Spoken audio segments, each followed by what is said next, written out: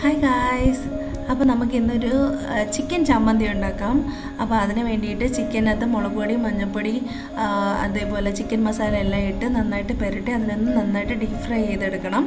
എന്നിട്ട് അത് കുറച്ച് ചൂടാറി കഴിയുമ്പോൾ നമ്മൾ നന്നായിട്ട് അതിട്ട് ഒന്ന് പൊടിച്ചെടുക്കണം കേട്ടോ, മിക്സിയിലിട്ട്. അത് കഴിഞ്ഞിട്ട് ഒരു പാനിലോട്ട് കുറച്ച് പുളി, തേങ്ങ, വലിയ ഉള്ളി, പച്ചമുളക്, അതിൻ്റെ കൂടെ കുറച്ച് മുളക് പൊടിയും അതേപോലെ ജീരകവും ഇട്ടിട്ട് നമുക്ക് ജസ്റ്റ് കുറച്ച് നേരം ഉപ്പ് കൂടെ ഇട്ടിട്ട് സോട്ട് ചെയ്തെടുക്കണം. അങ്ങനെ ഫുള്ളി കരിക്കൊന്നും വേണ്ട കേട്ടോ, ജസ്റ്റ് കുറച്ച് നേരം ഒന്ന് അതിൻ്റെ പച്ചമണമൊക്കെ ഒന്ന് മാറാൻ വരെ ഒന്ന് സോട്ട് ചെയ്തെടുക്കണം. അത് കഴിഞ്ഞിട്ട് അതും അതേപോലെ തന്നെ പൊടിച്ചെടുക്കണം. എന്നിട്ട് ചിക്കനും നമ്മുടെ പൊടിച്ച് വെച്ചിരിക്കുന്ന തേങ്ങയും കൂടെ ചേർത്ത് നന്നായിട്ട് മിക്സ് ചെയ്ത് ഉണ്ട ഉരുട്ടി എടുക്കണം കേട്ടോ. അപ്പോൾ നമ്മുടെ ചിക്കൻ ചമ്മന്തി വളരെ ഈസി ടേസ്റ്റിയാണ്.